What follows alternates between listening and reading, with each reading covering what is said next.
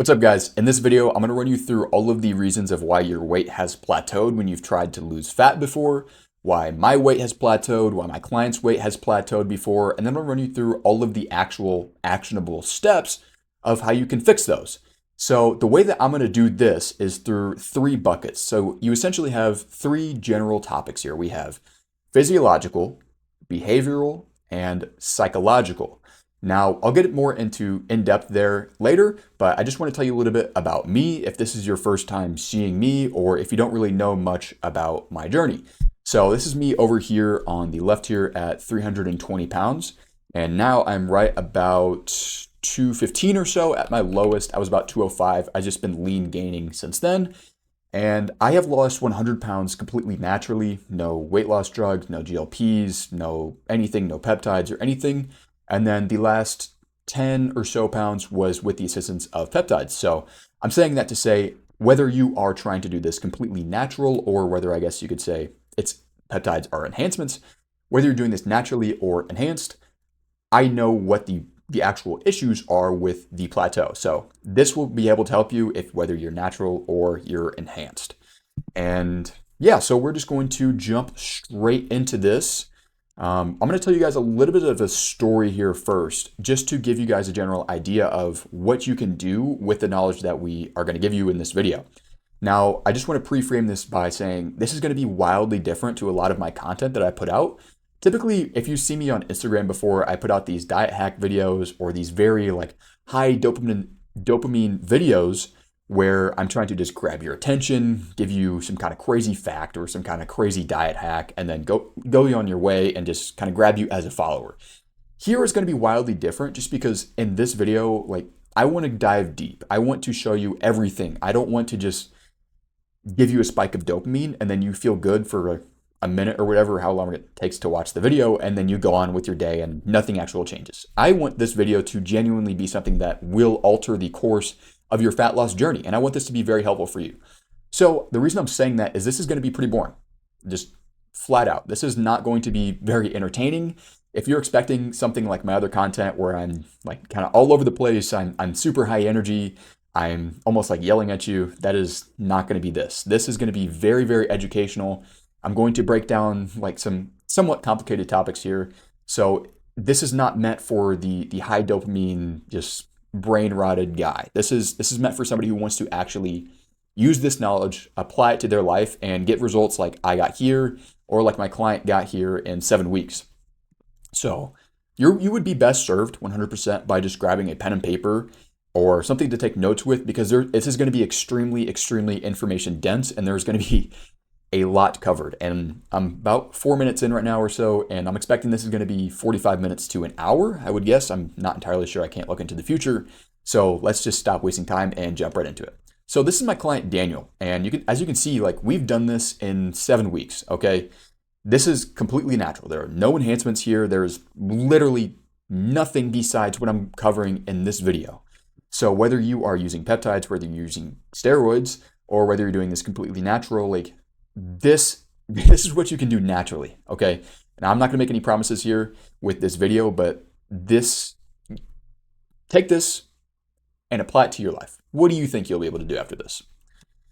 All right, so this is Daniel. He's a Big Four accountant. He's been working with me for about 2 months now, and he sent me this picture a couple weeks ago.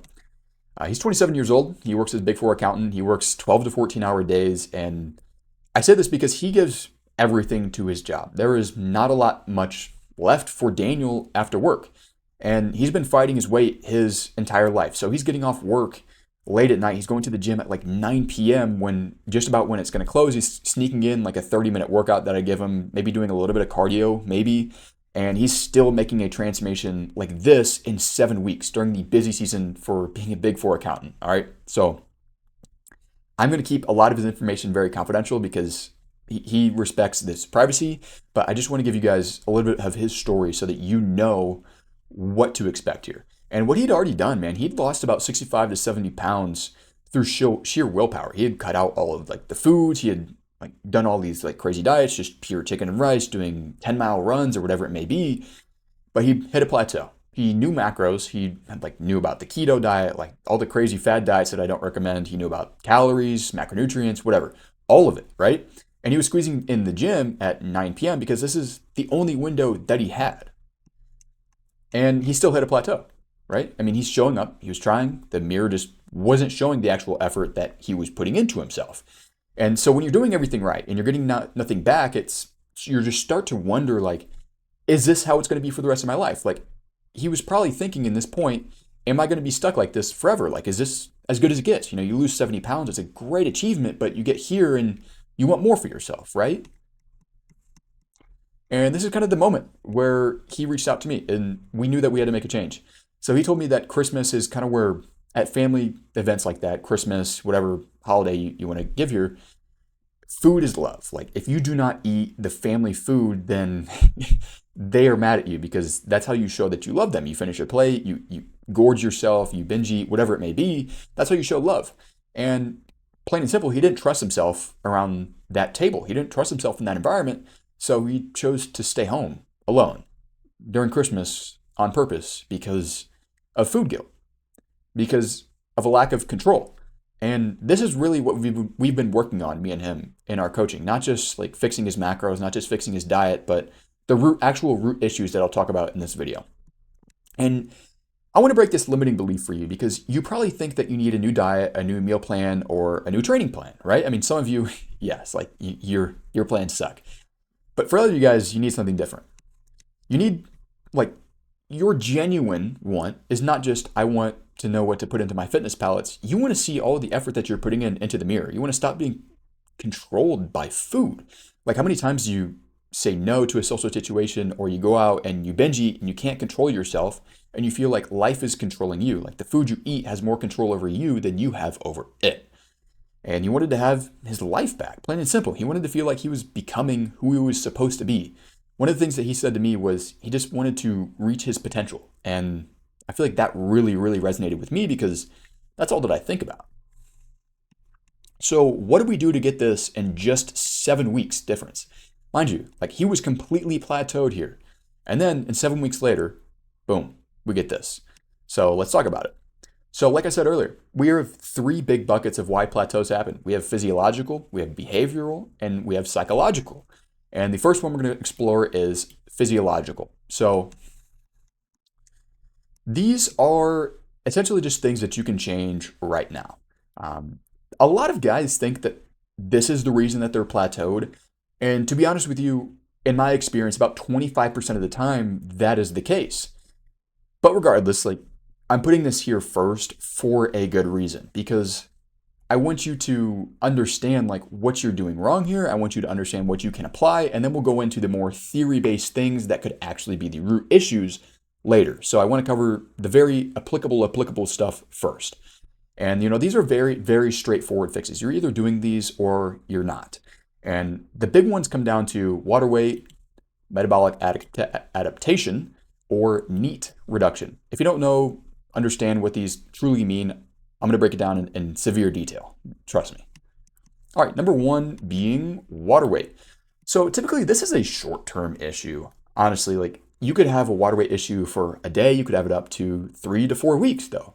And I think a lot of guys get this in their head where they think that it might be water weight, but then their plan just isn't working for 3 to 4 weeks. But they know that it's possible to be stalled due to water weight for 3 to 4 weeks. So let's figure out that right now to figure out, is that actually your issue, right? So on paper, everything looks right with your plan. You know, maybe you're eating the right amount of calories. Maybe you're doing all of your movement. You're getting your steps, you're doing your cardio, whatever it may be, but your hormones are out of whack. And it's typically down to these 2 issues. It comes down to sleep and it comes down to stress. And honestly, they're intertwined heavily, because it comes down to essentially one hormone that controls all of this water weight. So with sleep, we have ghrelin and leptin dysregulation, right? So when you have a lack of sleep, ghrelin spikes, which is the hunger hormone. So you have a shitty night of sleep, the next day you're going to wake up, you could have a 24% spike in ghrelin. And leptin is your fullness hormone. So when you have a bad night of sleep, your fullness hormone goes down. So not only are you hungrier, but it's harder for you to get full. This is a terrible, terrible, terrible recipe for fat loss and just life in general. Another thing that it does is it impairs insulin sensitivity to early type 2 diabetes levels, which is absolutely terrible. So if you don't understand insulin sensitivity, that's not the topic of this video, but essentially that affects how well you can nutrient partition. So the same food that you eat could either be stored as fat or as new muscle cells. And the more insulin sensitive you are, the more effective you are going to be at partitioning those nutrients where you want them to go. So the more insulin sensitive you are, the less fat you're going to store from the same amount of food. It's a very interesting topic, but I will cover that completely down to its core in another video. Growth hormone gets suppressed when you sleep badly. That is terrible. That is terrible. And this is where a lot of the actual recovery comes in with sleep, is with growth hormone. You have these large natural spikes when you hit deep sleep. And then most importantly with this, cortisol elevates, okay? And now with stress, which is cortisol. So you can see these are deeply linked. So with stress, it increases the enzyme that pulls fat into fat cells, which is lipoprotein lipase.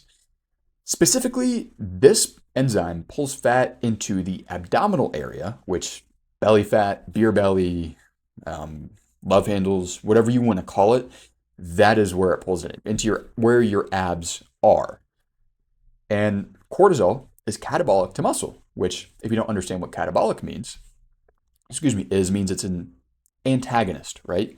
So anabolic would mean that it promotes muscle, and catabolic would mean that you're eating muscle. And cortisol will drive your cravings for hyperpalatable foods. What does that mean? That means foods like cake, like brownies, like super processed prepackaged foods that are just so insanely tasty that you have one and you just want to binge on it for 3 straight hours. Those are hyperpalatable foods, and cortisol will drive your cravings for that. Now, that is due to essentially your body is in this like flight or fight mode, and it thinks that you need immediate energy. And a lot of these hyperpalatable foods are just a mixture of fat and sugar. And that is a great way to get some really quick, immediate energy. But obviously, it's very easy to overeat those foods, and it causes a terrible, terrible, terrible blood sugar crash right afterwards that leaves you feeling brain fog and lethargic. There's also an issue of the hypothalamic pituitary adrenal axis burnout. Now, this is terrible because this is like, if you've ever had a really, really stressful week at work, and it's not that you're just agitated or tired, it's that you genuinely just feel like you could sleep for 24 straight hours. That is what the HPA axis burnout feels like, and that is due to a prolonged period of excess cortisol. And all of this, the reason I'm covering all of this is this right here, this equation. So cortisol leads to aldosterone, which leads to water retention. And this is important because aldosterone signals to the kidneys to hold on to more sodium, right? And what do we know about sodium and water retention? Well, sodium soaks up water like a sponge. So the more aldosterone you have, the more you're going to signal to your kidneys to hold on to sodium. And then the more sodium you have, you're going to hold on to water, right? And then chronic cortisol elevation will also suppress your T3, which is your thyroid hormone. Now, if you know anything about your thyroid hormone or T3, this is what influences your metabolic rate, which is just the amount of calories that you burn just by living. So less T3 is a terrible, terrible thing with fat loss, because just from suppressing your T3, that could be the difference of hundreds of calories easily in a day, and all you're doing is just being a little bit more stressed. Like, it is insane how much of a difference that has.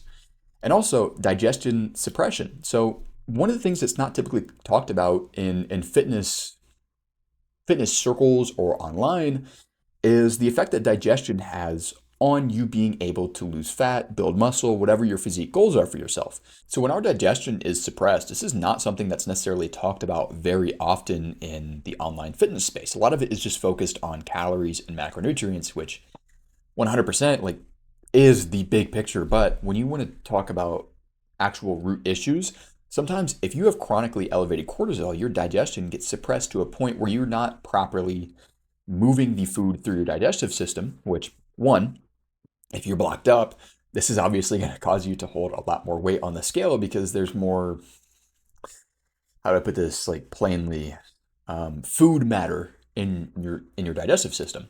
But if you're not properly uptaking the nutrients from the food that you're eating, that is terrible for you because this can lead to terribly bad micronutrient deficiencies.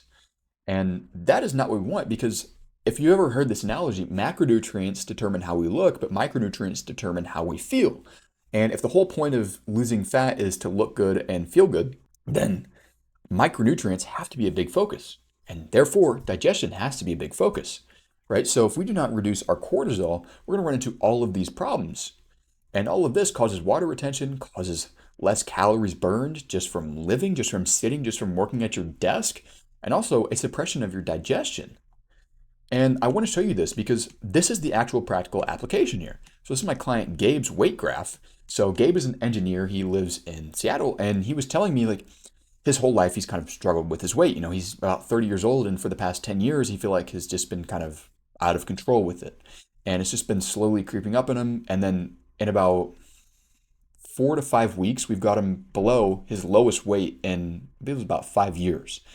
And this is exactly what that cortisol looks like. So he works an extremely stressful job. I mean, I'm not going to completely dox him or give him all of his we'll just keep it as an engineer. This is what cortisol can look like right here. See this. So this, he thinks he's plateaued, right? It goes down a little bit and then it jumps right back up and it's just, oh shit, I'm plateaued, man. Like what the hell's going on here? Like this is hopeless for me. But then one good night of sleep, boom. Same thing happens here. We have a rise and then a little tiny plateau goes up even. And here, this is literally just a couple days ago, and we were talking about this on our weekly one-on-one call. And he was like, I mean, it's just so frustrating because I saw your other client, Daniel's 7-week transformation. I was like, why is that not me? And I could tell, like, man, you were stressed. And I asked him, what's your sleep been like? He said, it's been horrible. It's been horrible. I said, okay, well, why don't we focus on that? So I gave him some really actionable tips for focusing on his sleep and reducing like his cortisol and reducing anxiety and reducing overthinking about everything that he has to do. And this is exactly what happened. In about 2 days, we dropped about 3 to 4 pounds here, which is crazy, right? Same thing happened with my client Daniel, who I showed earlier. So as you can see, as the Big Four accountant, like he really thought, man, Luke, I'm plateaued here. Like, what's going on here? Like, do we need to change things? I said, no. I know for a fact, I know for certain that your plan is working as intended. And so we were here, and in like about 2 weeks here, went down about half a pound.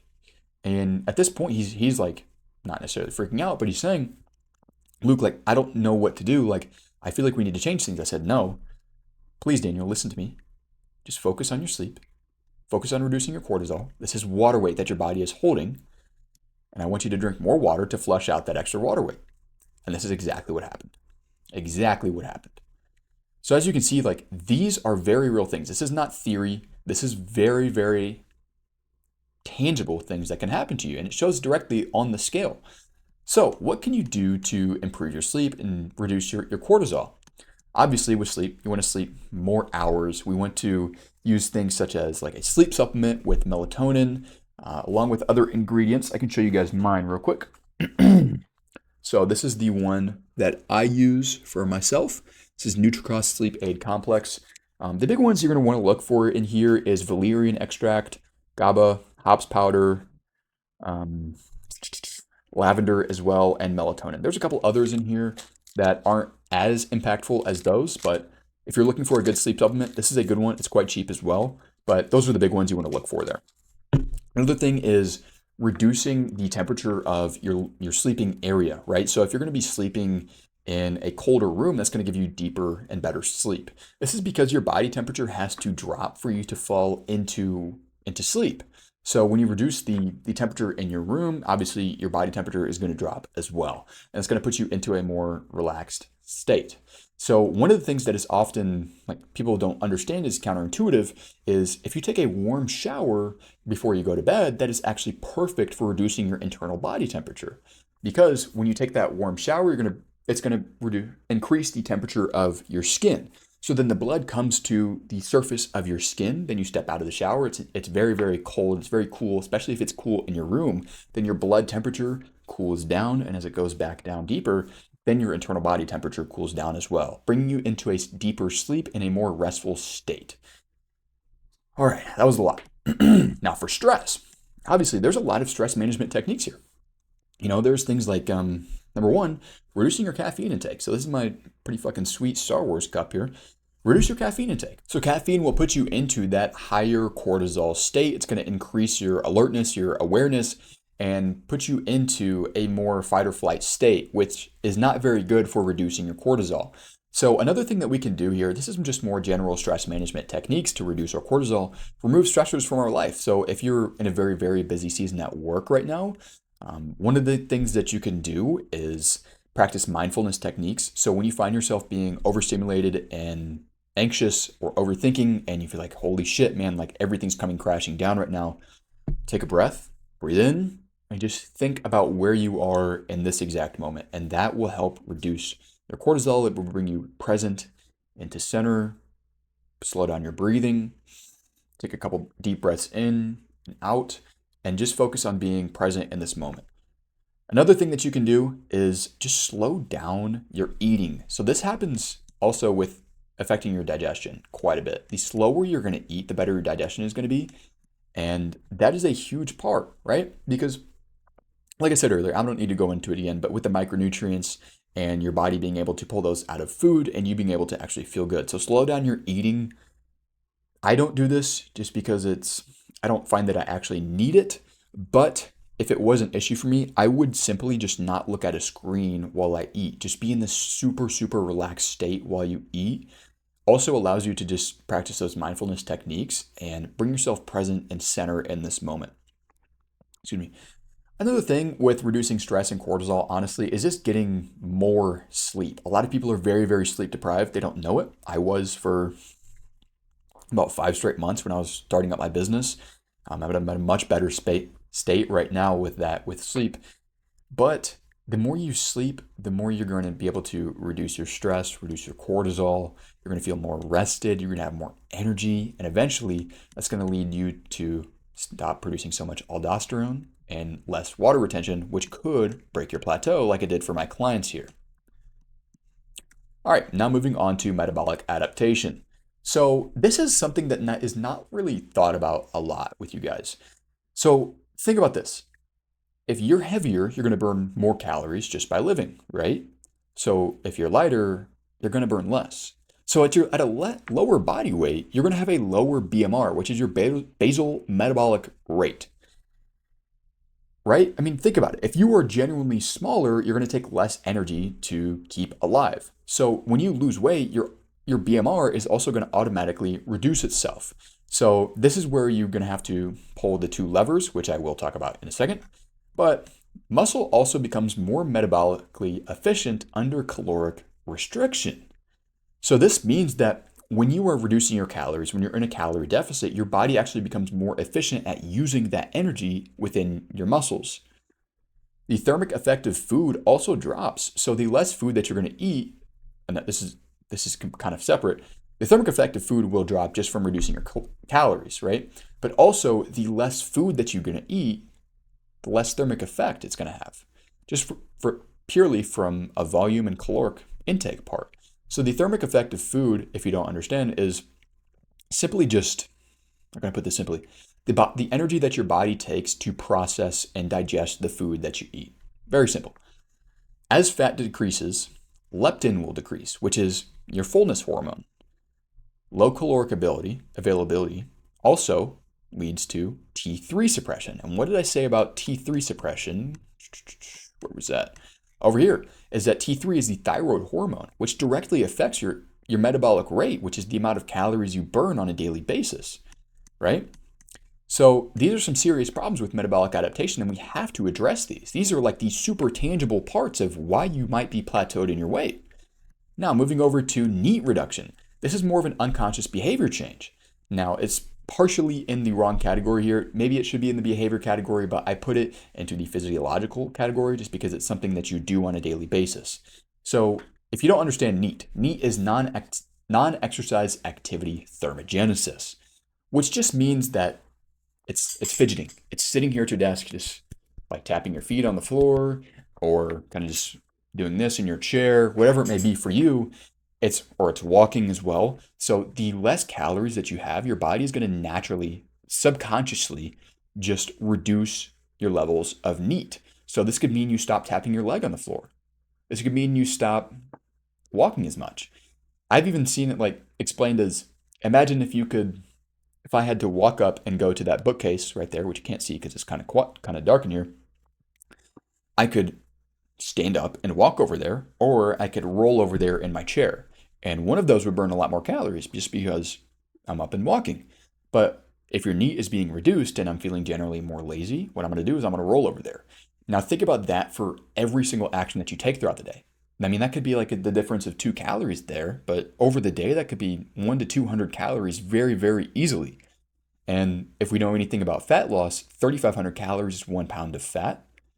And that means it's 500 calories a day would be the difference of losing or gaining 1 pound of fat, right? So you can see how quickly that adds up.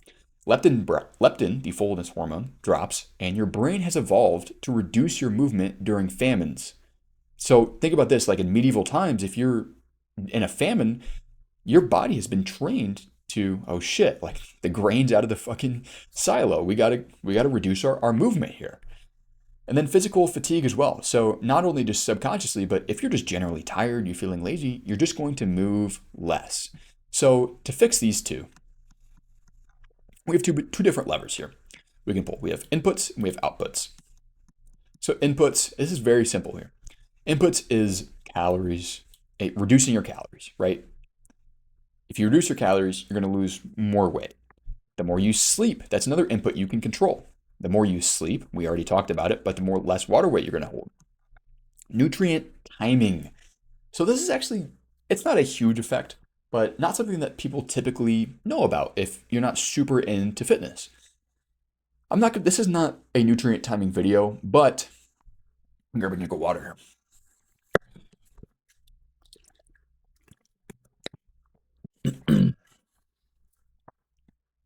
Excuse me. The biggest needle mover on this with changing your nutrient timing and your inputs is just having your fast digesting carbs around your workout window. This means that instead of being stored as fat when your insulin spikes and you store those same carbs as fat, what you're going to be doing is using those to rebuild muscle or to use as muscle glycogen within your workout. Another thing you can control is salt. So the amount of sodium that you have in your diet, obviously the less sodium, the less salt that you eat, the less water you're going to hold. So that could break your plateau as well. Stress reduction. So I talked about a couple of stress reduction techniques in there. In my coaching program, one of the things that we talk about on a lot of our one-on-one calls is how we can specifically reduce stress in your life, techniques that I've used, techniques that other clients have used. And that has actually been proven to be really, really helpful. I think that is truly what has led to Daniel being able to stay motivated is just those one-on-one calls. Same with Gabe. I think that's really the difference maker, but we will talk about that later. And then hydration. So not a lot of people think about this, but the more water that you drink, the less water that your body is going to hold on to. Outputs are also the other biggest lever that we can pull immediately. So something like steps, getting more steps, you're going to burn more calories. Doing more cardio, you're going to burn more calories. Now, something like lifting, if you were lifting, say, 7 days a week, your body's actually going to hold on to a large portion of inflammation. And that is actually scale weight there. So just by reducing your lifting, you could break that plateau and see the scale start moving again. On the other hand, if you're lifting 1 day a week and you bump up to 3 to 4 days a week, those extra calorie burn from lifting would cause that scale to move. So that's really independent and situation dependent there.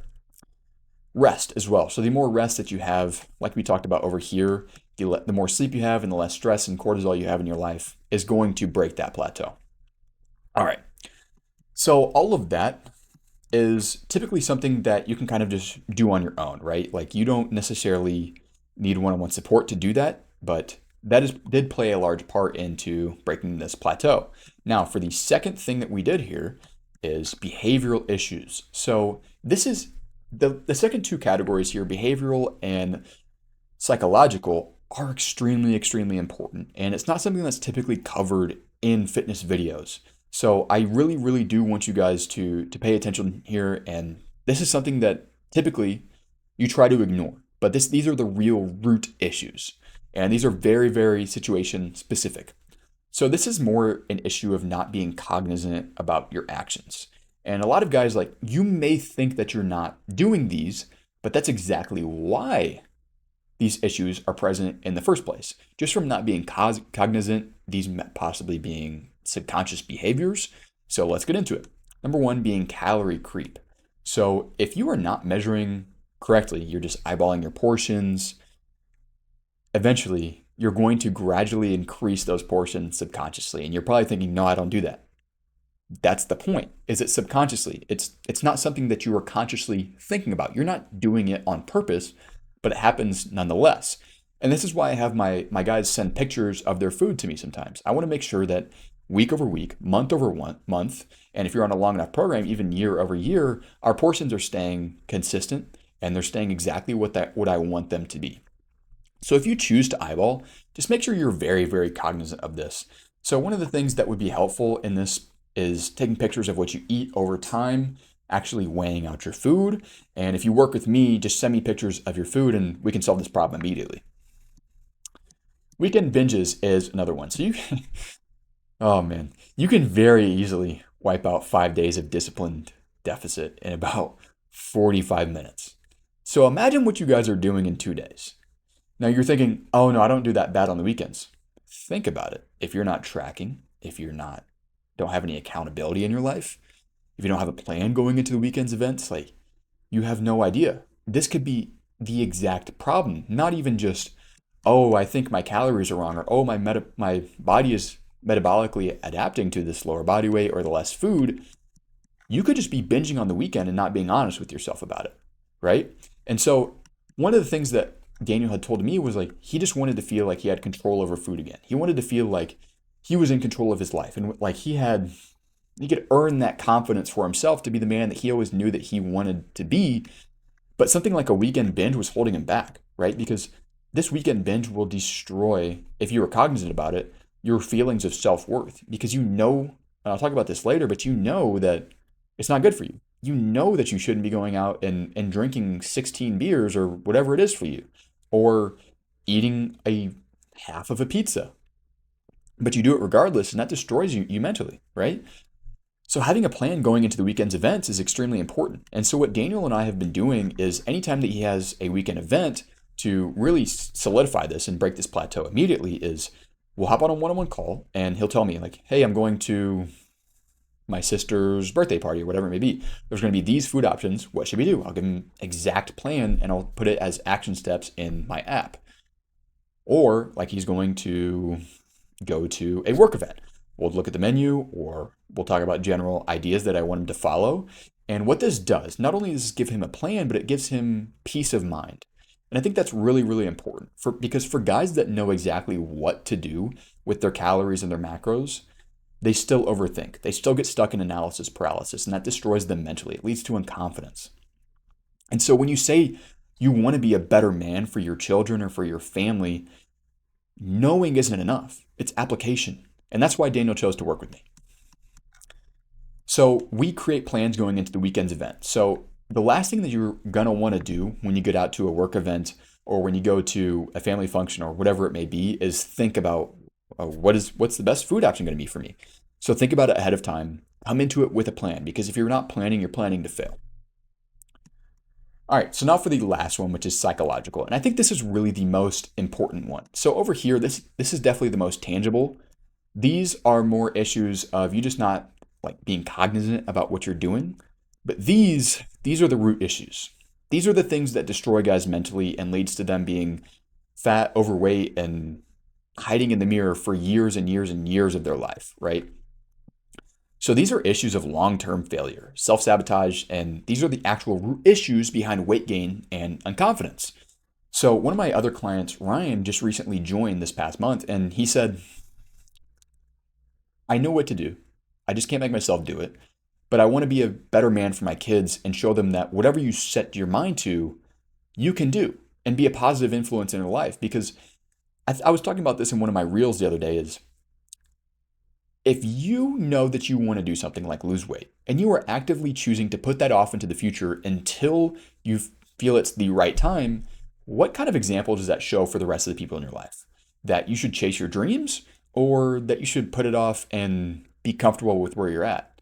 So that is really the reason that Ryan joined is when he reached out to me, he knew that he had to do better for himself, but not only that, but be a better man for his kids. And a lot of times, like the reason that people join, it's not just I want to look better. It's I feel like my weight has been controlling me for my entire life and I'm finally ready to do it. And I know about macros. I'll follow the meal plan you gave me. I'll follow the training plan. But really, I want the one-on-one calls with you, Luke, so that we can truly break through these plateaus. We can truly break through these actual root issues and limiting beliefs of why I feel like I'm not in control of my life anymore. So focusing on a diet and keto or fasting or whatever it may be, it's surface level. ChatGPT can give you that. But focusing on these solve the actual root issues. And what I was talking about is like fixing these are exactly why I do coaching. It's exactly why I do one-on-one calls with each of my elite clients every single week. And your initial reaction will be to click off these because you don't think you have these problems or you're not ready to actually solve these problems. And this genuinely is the problem. As a lot of guys would much rather just sit and be comfortable and not actually face the root issue and then click off this video, go to a Jeremy Either video or Mike Israetel or whoever they watch and try and find a new diet that's going to work for them. And then do that for a week, spiral out of control, binge on the weekends, and then feel more unconfident.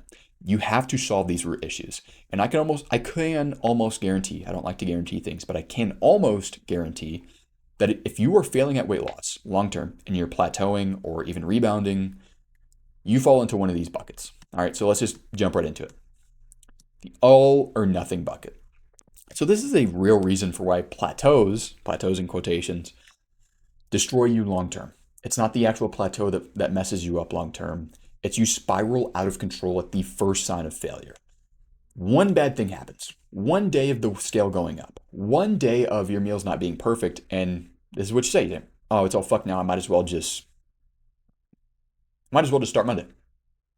It's all fucked now. I might as well just drink the rest of these beers in my fridge. Oh, it's all fucked now. I might as well just order DoorDash and get some shitty food, right? You let one issue destroy the rest of your week, and that destroys you mentally. And if you have 1000% belief in your program and you have real accountability, this is not necessarily a problem. Like this is why I hop on the one-on-one calls because this comes from uncertainty and a way of wanting out subconsciously. This is what it is. It's like you're not ready to really solve the root issues. So at the first sign of difficulty, other than just you being a little bit hungry and then taking a little bit more time to prep your meals, you take the way out and it destroys you because you know that you can do better. Identity resistance. So this is a very, very underrated topic for fat loss because most men will go their whole life believing they'll never love what they see in the mirror because there's actually comfortability in giving up. Because the way that the human brain works is if you have an identity in your head, you're going to do everything in your power to confirm that identity. So changing your identity will require you to fully address the fact that you were choosing to be in an old identity. And this is very, very tough for some guys to accept because there's a very masculine way of thinking that I don't have the problem. It's the universe is giving me the problem. I'm just doing my best with my situation. My situation is what's screwing me over. That's why I'm fat. It's not. It purely comes down to your actions, your choices, your refusal to take accountability, your refusal to seek help, your refusal to work with a coach, whatever it may be. That is what the problem actually is you're in this old identity of not choosing to take extreme accountability for your actions. And not a lot of guys want to speak about this because it's a very tough topic. It's a very tough topic. But this is the reason why you keep self-sabotaging right before you break through. Think about it. If the brain wants to do anything to confirm the old identity that you're in currently, as soon as your identity is at risk, you're going to subconsciously want to do something. Like sometimes this presents itself as an intense craving that causes you to binge eat, and then you spiral out of control due to this all or nothing behavior, right? Stress and emotionally eating. This is honestly the worst one. This is where I was at. This is the most debilitating and soul-crushing problem in this entire video. Now, most men will know they do this at some level, but they just refuse to admit it, right? And the fix is not just don't do this because you've told yourself that even when you're doing it. Like as you're in the pantry and you're binge eating, you're overeating or whatever it may be, you're stress eating at 3 p.m. or 11:30 p.m. trying to hide it from everybody else in your house, The fix is not self-hatred. It's not just don't do it. There are serious root issues that have to be addressed. And a couple solutions that I would give to this is, man, look at your triggers. A lot of guys think that the actual action is the problem. And yes, like stress eating, emotionally eating, binge eating, when you know that you're not supposed to do that and you're eating something, you're in the pantry, you're eating a bunch of shitty food, you hate yourself for doing that, but you continue regardless. That is not the only issue. The issue is really the trigger. What causes that for you? Another thing is, why do we cope with food in the first place? Like, why is food your biggest source of dopamine? Because that is an issue in itself, right? And a lot of times, this stems from actual deep rooted issues from your childhood. And these are a lot of like, this is a very, very deep topic. But I want to cover this because I feel like if I made this video and I didn't talk about these serious topics, it wouldn't be right of me to say that I've covered everything. So, really, what you want to do here, look at your triggers, look at why things happen in the first place. Why are you stress eating in the first place? Is it coming from actual stress, like your cortisol? Is it coming from you not liking where you're at in life right now, and food is the only thing that gives you that immediate gratification to make you feel good in the moment? Why are you coping with food in the first place?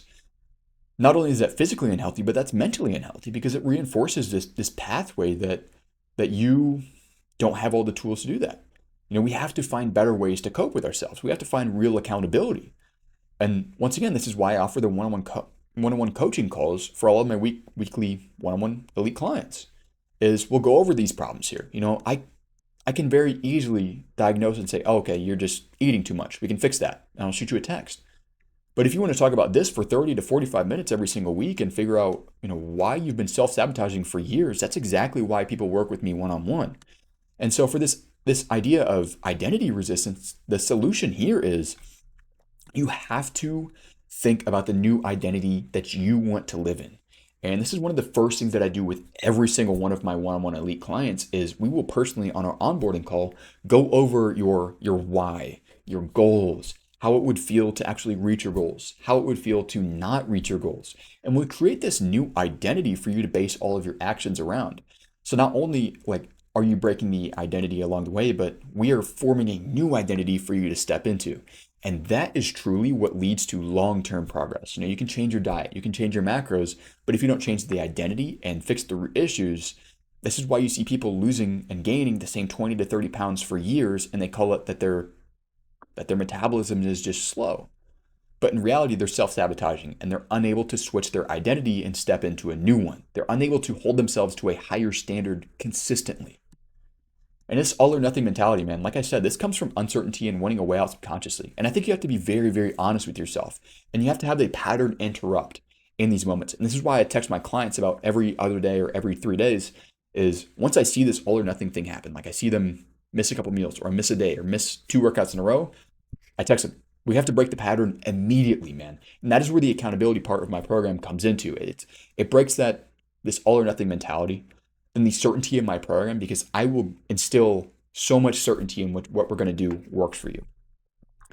And this is exactly, like I said before, this is exactly where Daniel was before. He said in one of his texts, I'm sure I can find it in here, but essentially the one-on-one accountability has been everything for him.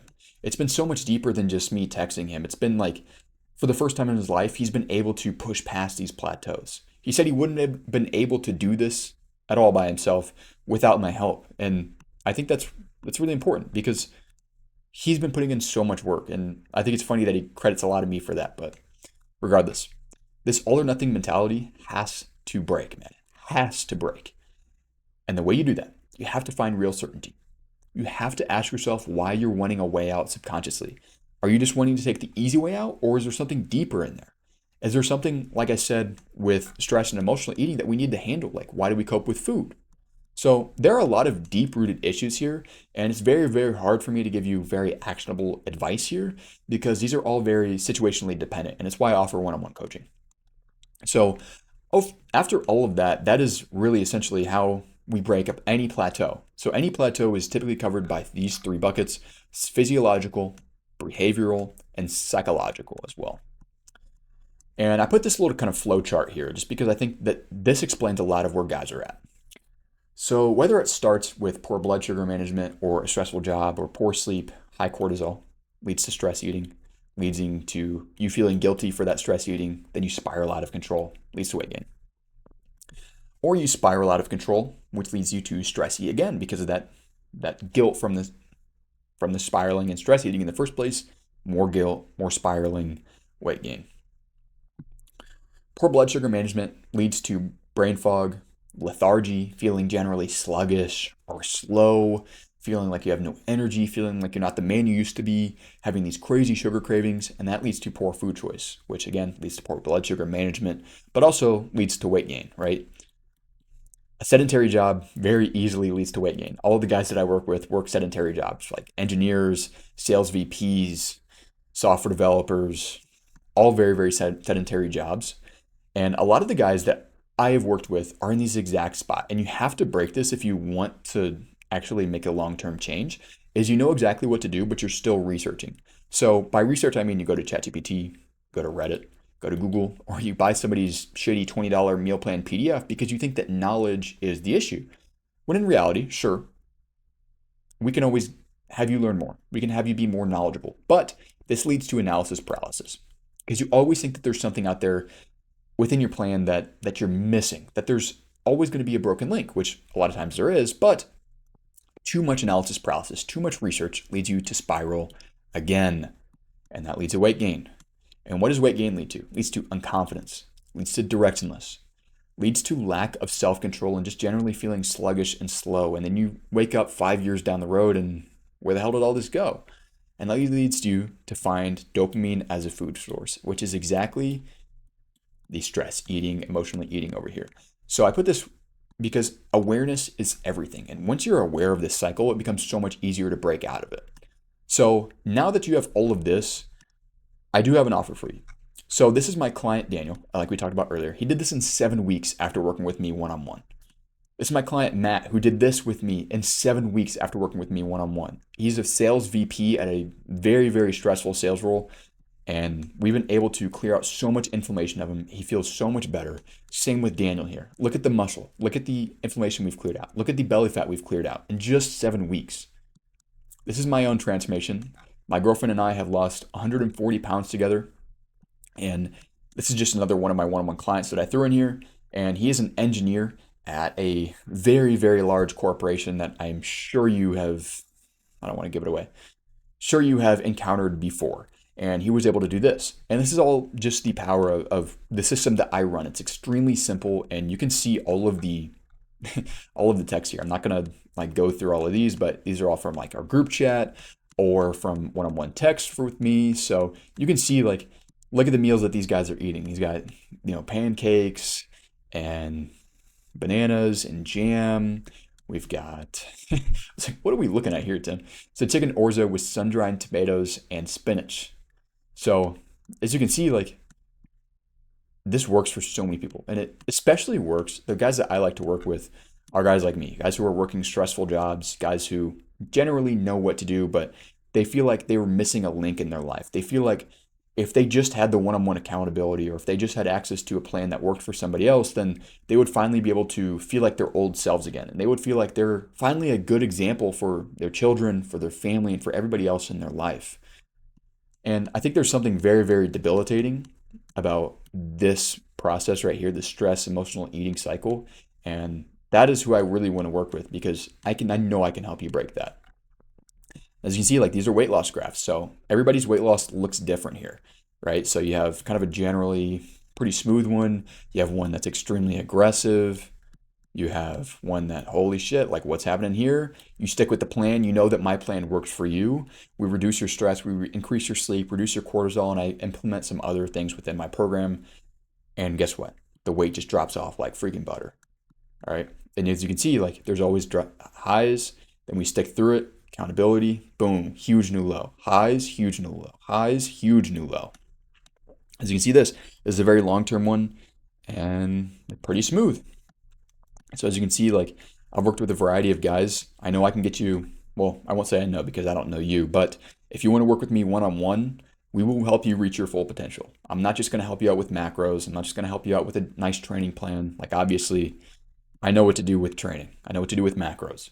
But really, what we're going to do is form a new mindset for you so you never have to lose weight again after this. Because I don't care about making a transformation in 12 weeks if we're not actually identifying and solving the root issues behind these. So if that's something that you're interested in and you truly do want to make this time different and you're tired of thinking about the past 7 weeks when nothing's changed for you and guys like these are absolutely freaking mutating, apply at the first link in the description and I'll personally reach out to you and we can talk about working one-on-one together. So I appreciate you watching this video. I hope that you got a lot of actionable advice out of this and that this is really going to help you break your plateau no matter what the actual issue is. Peace.